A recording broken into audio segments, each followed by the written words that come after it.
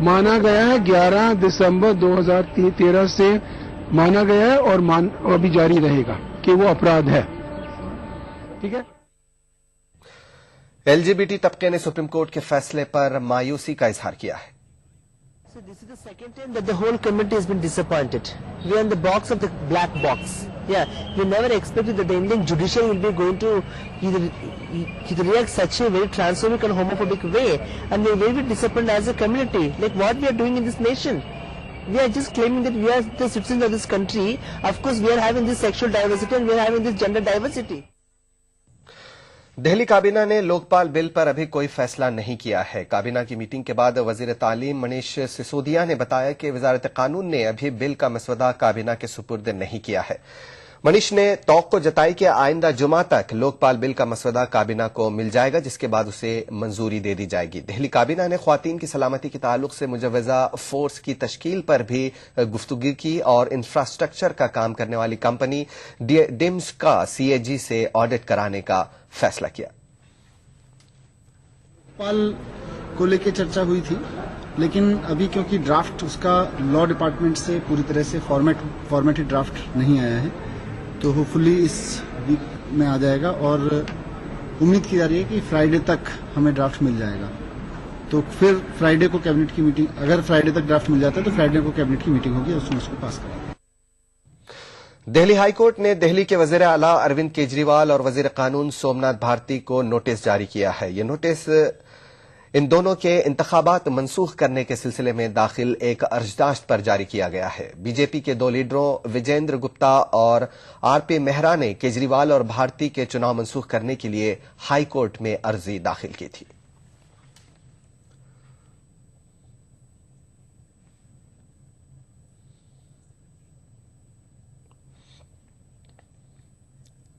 जंतर मंतर पर जो एक कार्यक्रम श्री अरविंद केजरीवाल जी, सोमनाथ भारती और अन्य एक दो उम्मीदवार उनके उस पर शामिल थे, उसमें लगभग 39 लाख का खर्चा हुआ था। और चुनाव आयोग के कानून के अनुसार अगर किसी जलसे में, जनसभा में 2 या 3 उम्मीदवार होते हैं तो वो सारा खर्चा उस जनसभा का उन दोनों के खर्चों में शामिल किया जाएगा। तो चुनाव आयोग के अनुसार सीधा 13 लाख का खर्चा तो वो इनके खर्चे में जाता है और 4 लाख का करीब खर्चा इन्होंने अपने कानून के अंतर्गत दिखाया है। इस तरीके से ये दोनों ने जो खर्चे की सीमा है उसको पार किया है। और दूसरा आरोप ये है कि इन्होंने अपनी जो चुनाव खर्च का ब्यौरा चुनाव आयोग को दिया है उसमें इसका खर्चा शो ही नहीं किया। तो 2 आरोप हैं। नंबर 1, इन्होंने तय सीमा से ज्यादा खर्चा किया है और दूसरा ये है कि इन्होंने जो अकाउंट रखे हैं, जो एफिडेविट फाइल किया, वो सही नहीं है, वो सत्य नहीं है, वो असत्य है। इसलिए दोनों के कारणों से उनके चुनाव को रद्द करने की मांग की गई है। 25 फरवरी को इन दोनों केसों की आगे सुनवाई होगी। दिल्ली हाईकोर्ट दिल्ली में आम आदमी पार्टी की हुकूमत ने 1 माह मुकम्मल कर लिया है। 28 दिसंबर सन 2013 को दिल्ली के रामलीला मैदान पर अरविंद केजरीवाल ने वजीर आला के ओहदे का हलफ लिया था। इस 1 माह के दौरान केजरीवाल हुकूमत अपने मुख्तलिफ फैसलों को लेकर सुर्खियों में रही है। इस दौरान केजरीवाल हुकूमत को तनाज़ों से भी दोचार होना पड़ा है। अपने वजीर सोमनाथ भारती के बयान पर भी केजरीवाल हुकूमत को तनकीदों का सामना करना पड़ा। हालांकि दिल्ली की कारकर्दगी से मुतालिक वजीर आला केजरीवाल का कहना है कि उन्होंने अपनी इस कलील मुद्दत कार में दूसरों के मुकाबले ज्यादा काम किया है।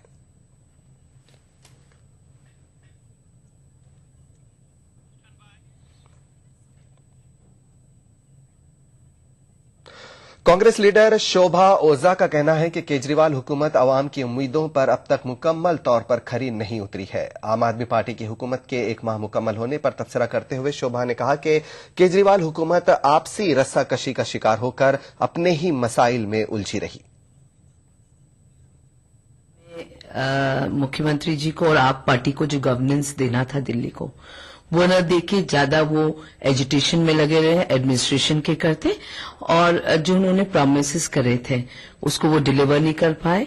जो महिला अत्याचार को लेके वो इशू बनाकर सत्ता में आए थे, उन महिला अत्याचारों में कहीं कमी नहीं आई है।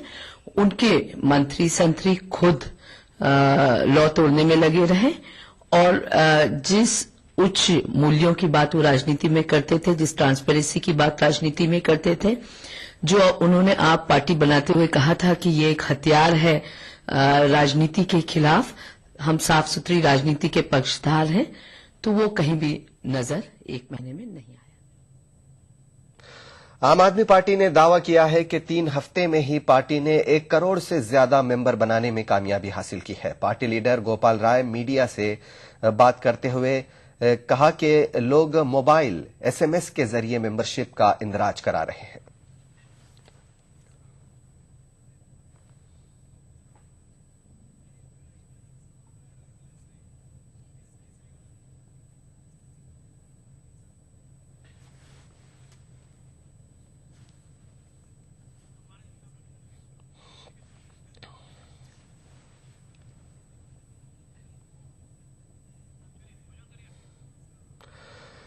केजरीवाल हुकूमत की 1 माह की कारकर्दगी और उससे जुड़े तनाजात पर बात करने के लिए चलते हैं अपने दिल्ली स्टूडियो, जहां मौजूद है सीनियर सहाफी कुर्बान अली।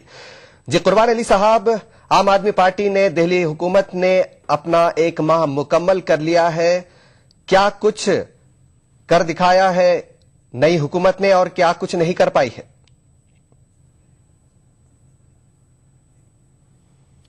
देखिए, अगर हम आम आदमी पार्टी की 1 माह की हुकूमत के कामकाज का जायजा लें तो काफी कुछ हुआ है, लेकिन पिछले 1 माह से शायद ही कोई दिन ऐसा गुजरा हो जब वजीर आला अरविंद केजरीवाल और उनकी काबीना ने और उनकी हुकूमत ने सुकून की सांस ली हो।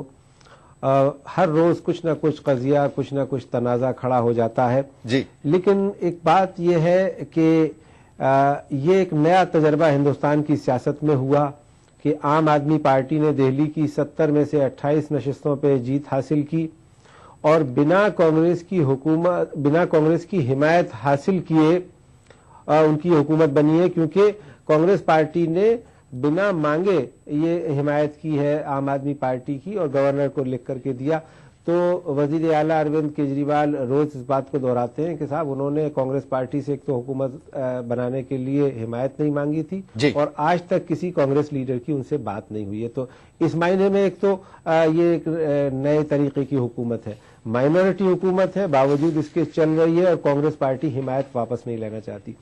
दूसरा कारनामा इस हुकूमत ने यह किया कि जो अपने अहम वायदे किए थे दिल्ली के वोटर से अपने इंतखाबी मंशूर में, उन दोनों को पूरा कर दिया। यानी हर घर को 700 लीटर पानी मुफ्त मुहैया कराया जाएगा और ये कि जो बिजली की दरें हैं उनमें 50% की कटौती की जाएगी, कम कर दी जाएंगी। तो ये 2 ऐलान उन्होंने कर दिए अपनी हुकूमत बनने के पहले ही हफ्ते में और बाकी जगह पे भी काम काफी जोर शोर से चल रहा है।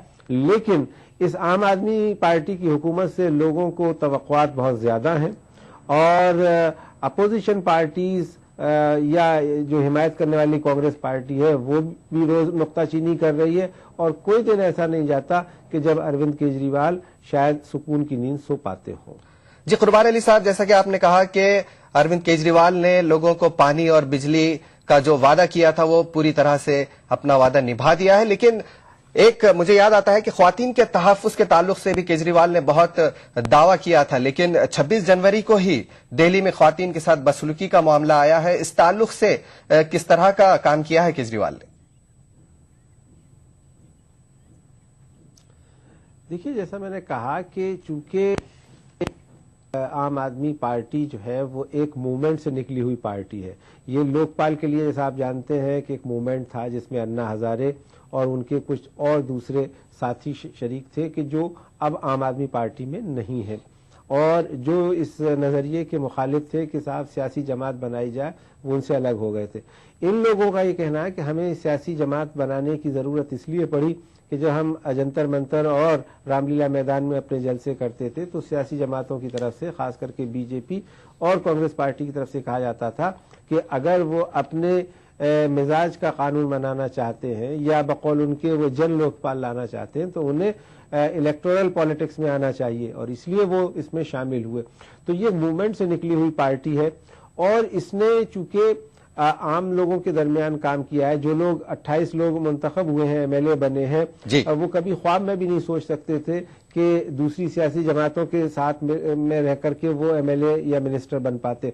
तो तवक्कुआत बहुत ज्यादा है, उम्मीदें बहुत ज्यादा हैं और लंबा चौड़ा एजेंडा है। जाहिर है उसे काम करने के लिए कुछ वक्त हुकूमत को देना चाहिए और वक्त लगेगा भी, क्योंकि किसी के पास भी कोई अलादीन का चिराग नहीं है। और आमतौर पर जो भी रियासतों में या मरकज में भी हुकूमत बनती है उसे 6 महीने का वक्त दिया जाता है ताकि वो तमाम अपने कामकाज को ठीक ढंग से समझ सके और जो पॉलिसियां उसको बनानी है उन्हें बना सके। तो जहां तक लोकपाल कानून का ताल्लुक है, जो कि उनका एक बड़ा मंशूर का हिस्सा था, तो उन्होंने कहा है कि वो फरवरी माह में दिल्ली में रामलीला मैदान में असेंबली का इजलास उस कानून को भी पूरा कर देंगे। जहां तक खवातीन से कानून का ताल्लुक है, तो आप जानते हैं कि दिल्ली मुकम्मल रियासत नहीं है, उसे पूरी मुकम्मल रियासत नहीं है। बहुत सारे मामला ऐसे हैं जो मरकजी में आते हैं, बहुत सारे ऐसे हैं जो रियासती हुकूमत के हाथ में आते हैं। तो रियासती हुकूमत के जरिए से जो कुछ हो सकेगा वो किया जाएगा, ऐसा अरविंद केजरीवाल कह रहे हैं। अब ये कब तक हो पाएगा, कितना हो पाएगा, किस हद तक हो पाएगा, ये कहना फिलवक्त मुश्किल है, क्योंकि अभी 1 माह का ही वक्त हुआ है। जी कुर्बान अली साहब, केजरीवाल ने दावा किया है कि उन्होंने कलील मुद्दत में बहुत सारा काम दिल्ली में किया है, लेकिन उधर कांग्रेस का कहना है कि आम आदमी पार्टी अपने ही मसाइल में ज्यादा उलझी रही है। कांग्रेस लीडर शोभा ओझा का बयान आया है कि उन्होंने कहा है कि आम आदमी की पार्टी हुकूमत 1 माह के अंदर जितना काम करना चाहिए था उसने नहीं किया, वो अपने ही मसाइल में उलझी रही और अवाम की उम्मीदों पर खरा नहीं उतरी। देखिए, कांग्रेस तर्जमान जो ये बयान दे रही है, जाहिर है कि वो इसका मकसद अपना सियासी स्कोर सेटल करना है, वरना तो उनके पास वो ऐसा कौन सा पैमाना है जिसमें 15 साल की अपनी हुकूमत की कारकर्दगी और 1 माह की आम आदमी पार्टी की हुकूमत की कारकर्दगी का वो जायजा ले रही है। वो कौन सी यार्ड स्टिक है कि जिसपे वो आवरली बेसिस पे, यहाँ तो हो ये रहा है कि अरविंद केजरीवाल और उनकी हुकूमत की स्क्रूटनी हर घंटे हो रही है। हर घंटे पे कोई एक खबर आती है, मसलन अगर अरविंद केजरीवाल ने अपनी गाड़ी में, कार में बैठे हुए सीट बेल्ट नहीं बांधी है तो ये भी ब्रेकिंग न्यूज हो जा रही है। और ये कि साहब वो कहाँ रहेंगे, कहाँ नहीं रहेंगे, ये भी एक बड़ा मसला बन जाता है। उनको बड़ा घर मिल रहा है कि छोटा घर मिल रहा है, तो इस तरह के काफी चीजें मीडिया भी खड़े कर रहा है सवाल। और इतना कभी दिल्ली की हुकूमत को मुझे याद नहीं आ पड़ता कि कभी दिल्ली असेंबली को भी टीवी कैमरे पर दिखाया गया हो, जब शीला दीक्षित की हुकूमत थी 15 बरस और या 5 बरस बीजेपी की हुकूमत थी। लेकिन आप जानते हैं कि अरविंद केजरीवाल के वजीर आला बनने के बाद उनकी जो वोट ऑफ कॉन्फिडेंस था, उसकी पूरी प्रोसीडिंग लाइव दिखाई गई टेलीविजन पे। उनको रोज कोई दिन नहीं जाता जब टेलीविजन पे अरविंद केजरीवाल और उनकी पार्टी न रहती हो। लेकिन हाँ, ये बात भी सही है कि कुछ कजिए भी उनसे जुड़े हैं और कुछ गलत बातें भी हुई हैं और जिसके लिए उन्होंने माफी भी मांगी है। लेकिन आमतौर पर उसका तासुर ये जा रहा है कि ये चीजें अवॉइड की जा सकती थी, इनसे बचा जा सकता था, वो नहीं किया। कुछ मामलों में आम आदमी पार्टी के कारकुनों की, उसके वजीरों की बदनामी भी हुई है। तो कुर्बानी अली साहब, कहा जा सकता है कि नई हुकूमत दिल्ली में अच्छी कारकर्दगी कर रही है, लेकिन अब आम आदमी पार्टी लोकसभा इंतखाबात के मैदान में उतर रही है। तो जिस तरह से अरविंद केजरीवाल दिल्ली में काम कर रहे हैं, क्या इससे उनके प्राइम मिनिस्टर उम्मीदवार के तौर पर कौमी सतह पर कितना असर पड़ सकता है? मेरे ख्याल में अभी बहुत कबल वक्त होगा ये जायजा लेना कि अरविंद केजरीवाल आया वजीर आजम के ओहदे के उम्मीदवार होंगे या नहीं होंगे। तो इस पे बहुत बड़ा सवालिया निशान लगा हुआ है। हालांकि उनकी पार्टी के एक सीनियर लीडर योगेंद्र यादव ने जाती तौर पे कहा है कि वो उन्हें वजीर आजम देखना चाहते हैं। लेकिन अभी जो सूरत हाल है, देखिए, आम आदमी पार्टी एक जिसको कहते चाहिए मिरेकिल है, एक नए किस्म का तजर्बा हुआ है। वो खुद भी नहीं सोच रहे थे कि दिल्ली में उनको इस हद तक कामयाबी मिल जाएगी, वो मिल गई। दूसरी रियासतों में वो कितने पांव जमा पाएंगे अभी कहना मुश्किल है। कितनी रियासतों में, कितने अजला में उनकी यूनिटें बनी हैं अभी ये भी वाज़ेह नहीं है जी। और ये भी देखा जा रहा है कि वो 100-150 नशिस्तों पे अच्छी फाइट दे सकते हैं, अच्छे उम्मीदवार उनके खड़े कर सकते हैं। हालांकि उन्होंने ऐलान किया है कि वो 400 उम्मीदवार खड़े करेंगे 543 नशिस्तों में से, और हो सकता है कि इंतखाबात तक 500 या 543 भी कर दें, अगर जो जिस तरह का आम आदमी पार्टी के लीडरों का कहना है कि उन्हें बहुत ही अफजाकुन सपोर्ट मिल रहा है, हिमायत मिल रही है। लेकिन ये कहना कि अरविंद केजरीवाल वजीर आजम हो जाएंगे, मेरे ख्याल में 2014 के इंतखाबात में तो होना मुश्किल है, लेकिन जिस तरह की सियासत की बुनियाद उन्होंने डाली है, अगर वो कामयाब होती है तो वो दिन दूर नहीं कि अरविंद केजरीवाल या उन जैसा कोई और उन्हीं की पार्टी का लीडर इस मुल्क का वजीर आजम हो जाए। लोग बड़ी तेजी से आम आदमी पार्टी से जुड़ रहे हैं। आम आदमी पार्टी ने दावा किया है कि 3 हफ्तों के अंदर उन्होंने 1 करोड़ से ज्यादा मेंबर SMS के जरिए जो है बनाए हैं। तो इस तरह का रुझान देखकर लगता है कि आने वाले दिनों में पार्टी काफी मजबूत और मुस्तहकम पोजीशन में इंतखाबात लड़ सकती है। जी, इसमें कोई दो राय नहीं, लेकिन कल रात ही मेरी आम आदमी पार्टी के एक सरकर्दा लीडर प्रोफेसर आनंद कुमार से बात हो रही थी जी। और वो उस 21 रुकनी नेशनल एग्जीक्यूटिव के मेंबर हैं, जो कि सबसे बड़ी सुप्रीम गवर्निंग बॉडी कही जाती है आम आदमी पार्टी की। तो वो बता रहे थे कि साहब अभी हमारी पार्टी का कोई स्ट्रक्चर नहीं है, अभी पार्टी का कोई प्रेसिडेंट नहीं बना है, अभी पार्टी का कोई जनरल सेक्रेटरी नहीं बना है, अभी जो उसका ऑर्गेनाइजेशन होना चाहिए वो खड़ा नहीं हुआ है। मेंबरशिप इतनी तेजी से हो रही है कि 1 हफ्ते पहले तक जो आपने तादाद बताई है 1 करोड़ ये 50 लाख थी और 1 हफ्ते के अंदर हो गई है। इसकी एक वजह यह है कि तो उन्होंने बिना किसी उसको खोल दिया है और लोग कंप्यूटर पे जाकर के इंटरनेट के जरिए से भी मेंबर बन रहे हैं और दूसरे मोबाइल फोन के जरिए से, और उसके लिए कोई फीस नहीं है, तो इसलिए हर आदमी उसका मेंबर भी बन रहा है, जो कि बिल्कुल मुफ्त है। मगर साथ ही प्रोफेसर आनंद कुमार का ये भी कहना था कि हमारे सामने बड़ी दिक्कतें हैं। हमारे यहाँ कई मुख्तलिफ स्कूल ऑफ थॉट्स हैं, मुख्तलिफ सियासी नजरिए से आए हुए लोग हैं। कुछ लोगों का कम्युनलिज्म पे स्टैंड अजीब तरह का है, कुछ का रिजर्वेशन पे स्टैंड अजीब तरह का है। अब हमसे सवाल ये किया जा रहा है कि साहब आपकी नेशनल पॉलिसी क्या होगी, आपकी फॉरेन पॉलिसी क्या होगी, आपकी आर्मी के तय क्या आपका रुझान होगा, और वगैरह वगैरह। तो वो ये कह रहे थे कि अभी हालत ये है कि हम सुबह से घर से निकलते हैं और शाम तक, और ये पता नहीं चलता कि हम किस हालत में हैं। लोग हमारे कपड़े खींच रहे हैं, हम उनको कुछ देने की पोजीशन में नहीं है, सिवाय इसके कि हम ये जो आम आदमी पार्टी का स्ट्रक्चर है इसको खड़ा करें, इसका मुनस्ब बनाएं और हर सूबे में, हर जिले में, हर मोहल्ले में कमेटियां बनाएं और अपने आप को इलेक्शन के लिए तैयार करें। तो अभी ये भी पूरी तौर पर आया नहीं है कि आया आम आदमी पार्टी के उम्मीदवार जो होंगे वो कहां से होंगे। उन्होंने सबसे कागजात नामजदगी मांगे हैं और बड़ी तादाद में लोग उसमें अप्लाई कर रहे हैं। दिल्ली से मिली हुई एक सीट है नोएडा की, तो कल ही खबर आई कि तकरीबन 100 लोगों से ज्यादा लोगों ने वहां अपनी उम्मीदवारी के लिए एप्लीकेशन दी है आम आदमी पार्टी को। तो अब इस तरह के जब तादाद होगी तो उसकी स्क्रूटनी भी करनी पड़ेगी और उसमें से तय करना पड़ेगा कौन जीतने वाले उम्मीदवार होंगे, किसे टिकट दिया जाए, किसे कितना तनाव, किस बिरादरी को लिया जाए, किसको छोड़ा जाए। ये सारे मसले हैं जो आम आदमी पार्टी के साथ दरपेश हैं।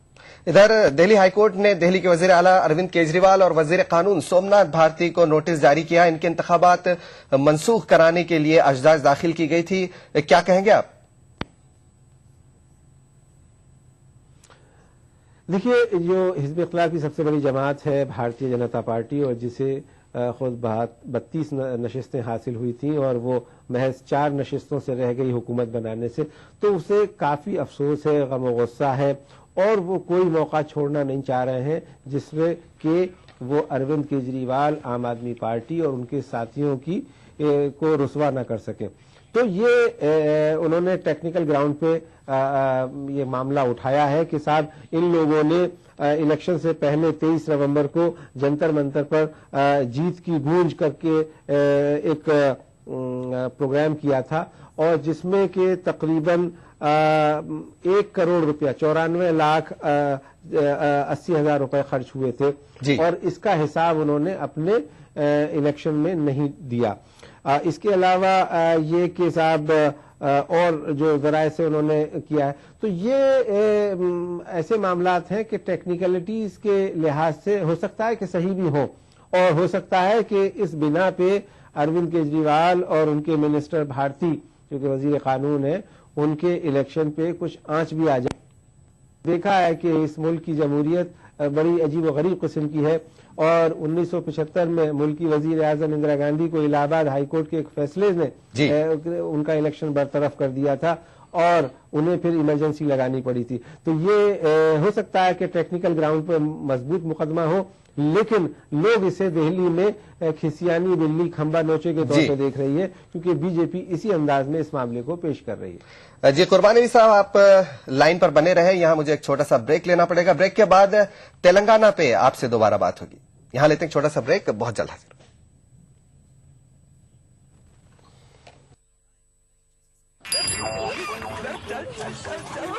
अस्पताल फोन लगा, डॉक्टर साहब को खबर तो कर दे। ये लो। अरे मोबाइल कहाँ है? मोबाइल यहाँ। चल छोड़, पक्की सड़क पकड़ ले। अरे अरे संभल के। अरे पक्की सड़क कहाँ गई? कौन सी पक्की सड़क बापू? हाँ? चल मुन्ना, स्कूल आ गया। पक्का स्कूल कहाँ गया? अरे अरे रुक, ये स्कूल थोड़ी ना है। बहकी बहकी बातें कर रहे हैं बाबूजी, अस्पताल में दिखा लेते हैं। अरे अब्दुल, ये बोरिया बिस्तरा लेके तुम सब कहाँ चल दिए? शहर ताऊ, और कहाँ? पेट भी तो पालना है। अरे वो तालाब खींचने का काम तो तुम्हें मिला है ना मनरेगा से। मनरेगा? हाँ। वो क्या? हाँ, चल बेटा, आगे अस्पताल पे रोक ले। रुक रुक रुक रुक रुक। अरे लल्लन भैया, यहाँ अस्पताल था, वो कहाँ गया? आ गए हो क्या चाचा? अस्पताल जाना है तो शहर में जाओ। बाबूजी, बाबूजी चलना नहीं क्या अस्पताल? हाँ हाँ हाँ, अस्पताल, पक्की सड़कें, पक्के स्कूल, मनरेगा और कितना कुछ। इन 10 साल में जिंदगी कितनी बदल गई है और ये सब जिंदगी का हिस्सा बन गया है, जैसे सदियों से सब कुछ ऐसा ही था। भारत निर्माण का यही प्रमाण। जन जन को छुआ, जन जीवन बदला। लंबी लाइनों में लगना हुआ पुराना, आया है ऑनलाइन का नया जमाना। हर जरूरत अब होगी पूरी, चाहे वो पासपोर्ट की डिलीवरी, बिल की करो अब पेमेंट बिना कोई टेंशन। सारी जन सेवाएं घर बैठे पाकर हर कोई हुआ अब सयाना। कोर्ट केस की लेनी हो जानकारी, अरे मिलेगी ऑनलाइन अब सारी। देना हो जब तुम्हें इनकम टैक्स, ऑनलाइन देकर करो रिलैक्स। कुछ भी चाहिए आपको घर बैठे मंगवाना, अब लंबी लाइनों में लगना हुआ पुराना। आपके हाथों में पहुंचेगा अब हर सवाल का जवाब। राष्ट्रीय ई गवर्नेंस योजना है लाजवाब।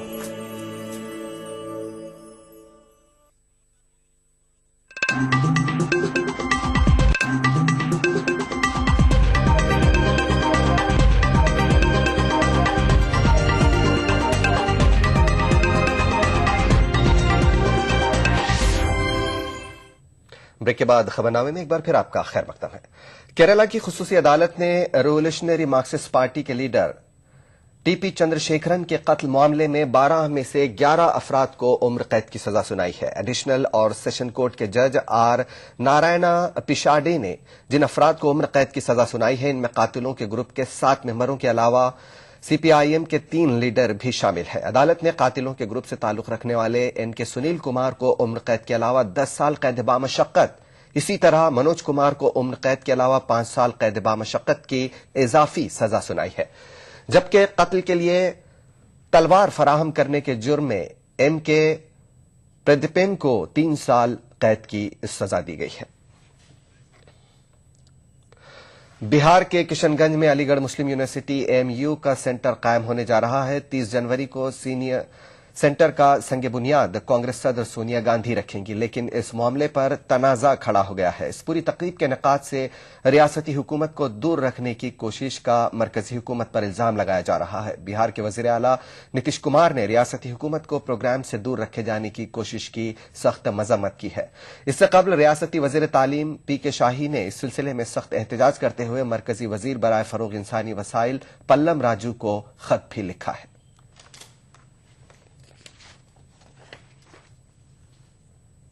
शिलान्यास कर रहे हैं, बड़ी अच्छी बात है, शिलान्यास होना चाहिए। लेकिन शिलान्यास किन्हीं से भी कराइए, हम लोगों को कोई एतराज नहीं है। लेकिन क्या शिलान्यास के कार्यक्रम में राज्य सरकार को आमंत्रित नहीं करना चाहिए? राज्य सरकार को सूचना नहीं देनी चाहिए? ये कौन सी बात है? वो जिस जमीन पर शिलान्यास करें, वो जमीन किसकी दी हुई है? मैं ये जानना चाहता हूं कि जिस जमीन पर वो शिलान्यास करेंगे, मुझे खुशी है कि 2 साल बराबर कहने के बाद भी अंततोगत्वा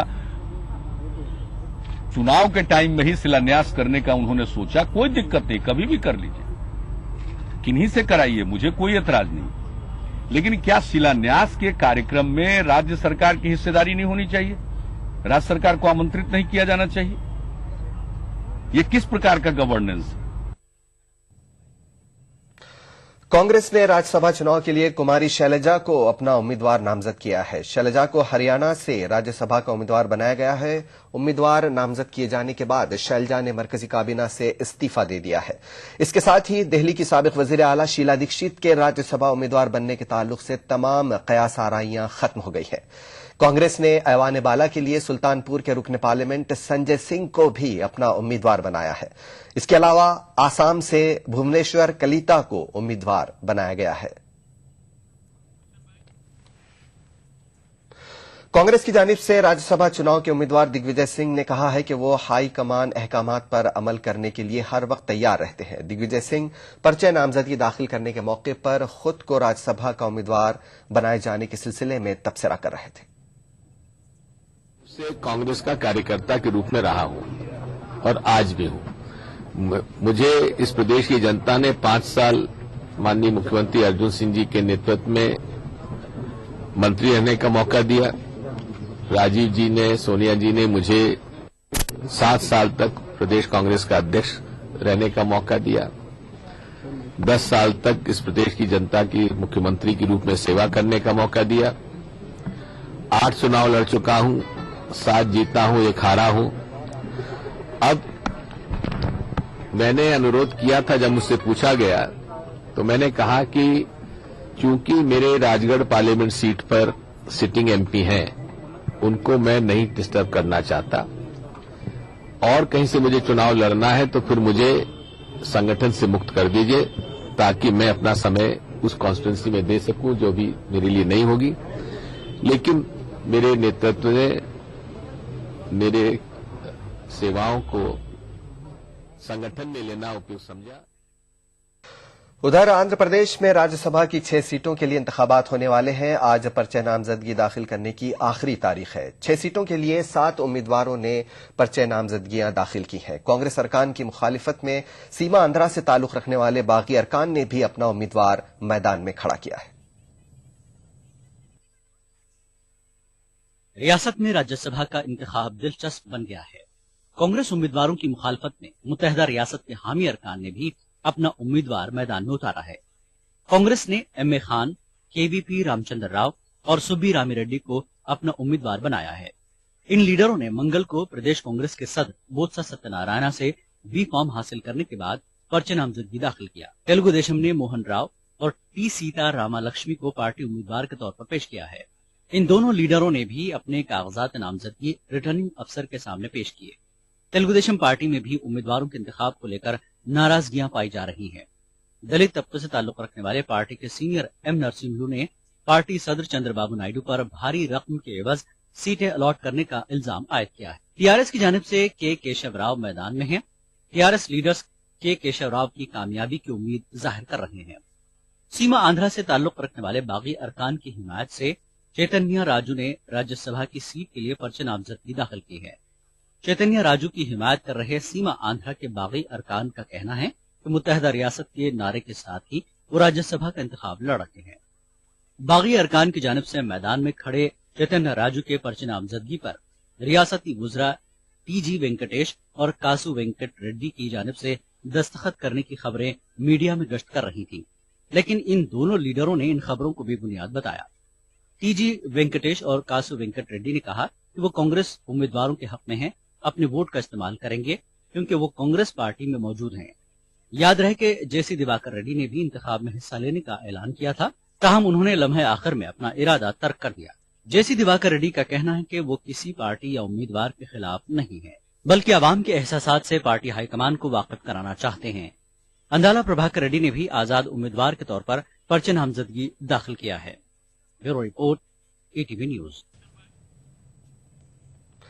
आंध्र प्रदेश कानून साज असेंबली का इजलास कल की तरह आज भी शदीद हंगामा आराई की नजर हुआ। इलाके तेलंगाना से ताल्लुक रखने वाले वुजरा और अरकान ने